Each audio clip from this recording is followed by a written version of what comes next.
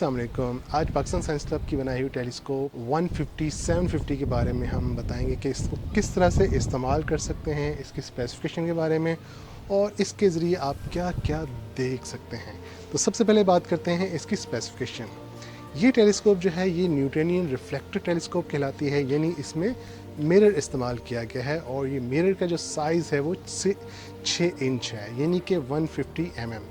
और इस मिरर की जो फोकल लेंथ होती है वो 750 mm है, यानी 750 mm इसकी जो है फोकल लेंथ होती है। इसके साथ दो आईपीस जो दिए जाते हैं, जिसमें एक है 23 mm का और दूसरा 10 mm का।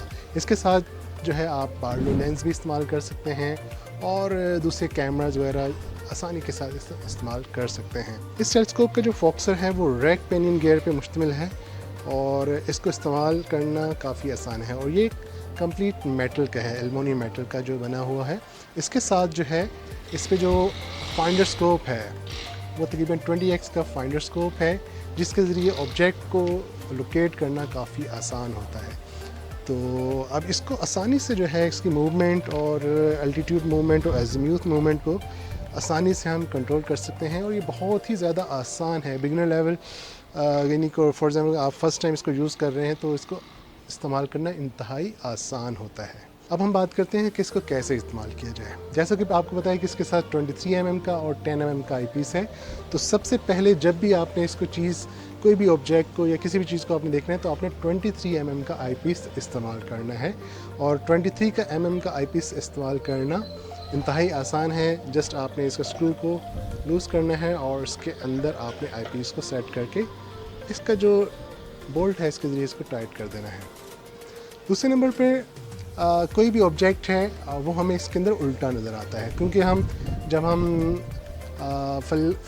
आसमान की बात करते हैं तो आसमान के अंदर चाँद तारे बेशुमार चाँद तारे मौजूद होते हैं। और इन चाँद को हम उल्टा देखें या सीधा देखें इससे कोई फ़र्क नहीं पड़ता। तो इसलिए जो है लोगों का सवाल आता है कि इसके अंदर सारी चीज़ें उल्टी नज़र आती हैं। तो बेसिकली ये फल्की दूरबीन है, फल्कियाती दूरबीन है, एस्ट्रोनॉमिकल टेलीस्कोप है। तो एस्ट्रोनॉमिकल टेलीस्कोप के अंदर जो है इस चीज़ को जो है इग्नोर किया जाता है, इस चीज़ के ऊपर फोकस नहीं किया जाता कि चीज़ें हमें उल्टी नज़र आएँ या सीधी नज़र आएँ।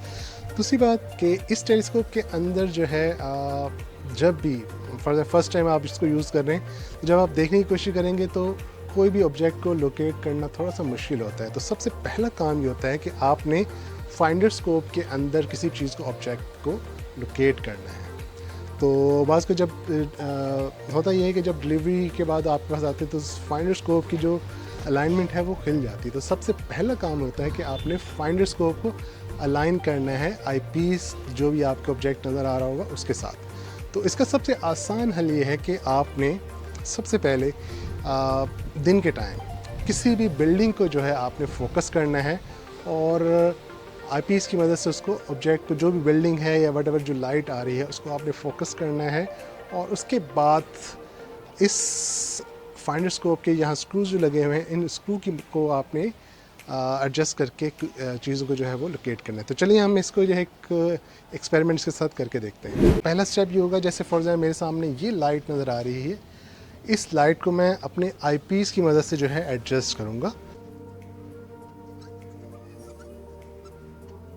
जैसा कि ये लाइट मुझे बहुत क्लियर और बहुत क्लोज जो है नज़र आ रही है। तो जब लाइट को आपने फोकस कर लेना है तो उसके बाद फिर आपने इसके अंदर जो है आपने फाइंडर स्कोप के अंदर जो है वो देखने की कोशिश करनी है और देखना है कि उसकी पोजीशन कहाँ पर है। क्योंकि फाइंडर स्कोप के अंदर जब आप देखेंगे तो उसके अंदर आपको एक क्रॉस बना हुआ नज़र आएगा।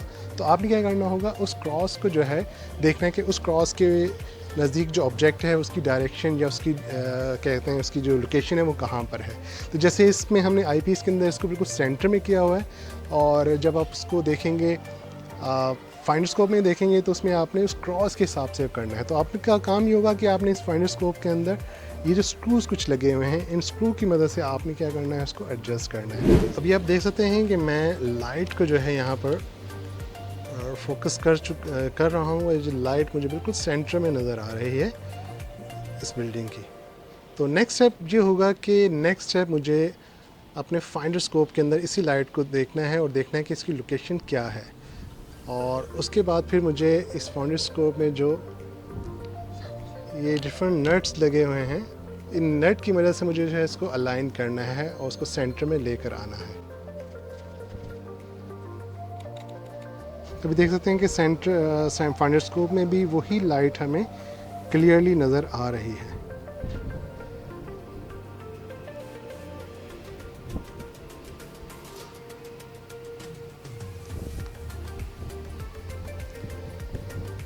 जब ये चीज़ अलाइन हो जाए तो उसके बाद फिर आप किसी भी आसमान में कोई भी ऑब्जेक्ट है, कोई भी प्लैनेट है, चांद है या नेबुला है या कोई भी स्टार है, उसको आपके लिए देखना बहुत आसान हो जाएगा। और इस तरह से जो है आप जब अलाइन कर लेंगे तो फिर आपने इसी फाइंडर स्कोप के अंदर देखते हुए आपने जो भी आसमान में जो भी स्टार है या कोई जैसे प्लैनेट है, उसको आप फाइंडर स्कोप में आपने लोकेट करेंगे तो सर्च करेंगे। यानी फाइंडर स्कोप में देखने के बाद फिर आप आईपीस जो है 23 mm का आईपीस लगाएंगे और 23 mm आईपीस के बाद ऑब्जर्व करने के बाद आप 10 mm के साथ लगाएं। और इसके साथ फिर आप अगर आपके पास बार्लो लेंस है तो ये 3x का बार्लो लेंस इसके साथ बहुत अच्छा काम करता है, तो आप बार्लो लेंस भी आप इसके साथ लगा सकते हैं। अब बात आती है कि इसके अंदर हम क्या क्या देख सकते हैं और इसकी मैग्नीफिकेशन पावर कितनी होती है।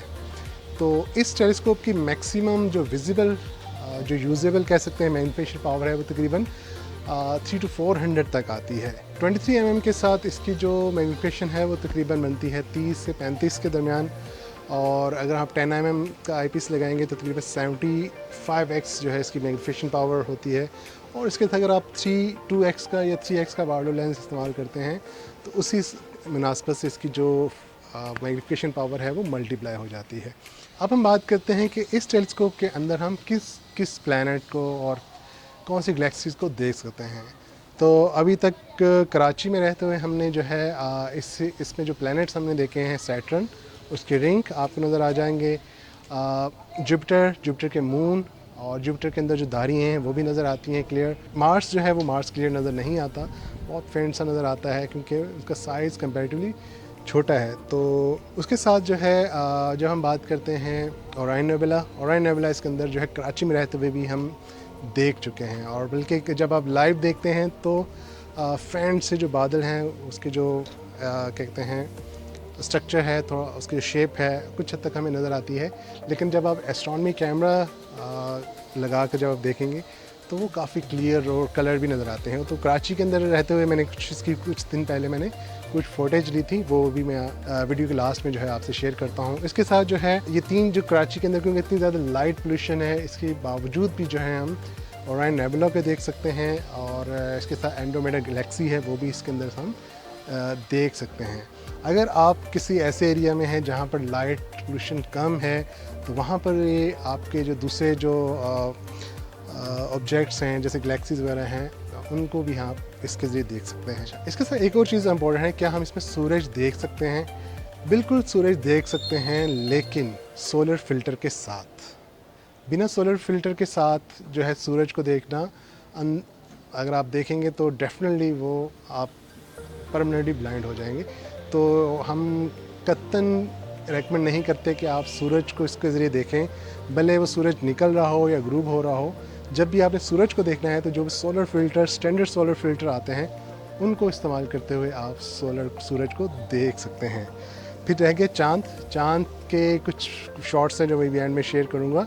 चाँद बहुत क्लियर नज़र आता है, इसके जो क्रेटर्स हैं वो बहुत क्लियर नज़र आते हैं। तो चाँद कह लें कि बहुत क्रिस्पी और बहुत ही खूबसूरत इमेजेस जो हैं हम इसके ज़रिए ले सकते हैं। जब मैंने फ़र्स्ट टाइम चाँद को देखा था अपनी बनाई हुई टेलीस्कोप से तो मेरे मुंह से एक ही अल्फाज निकला था, सुबहान अल्लाह।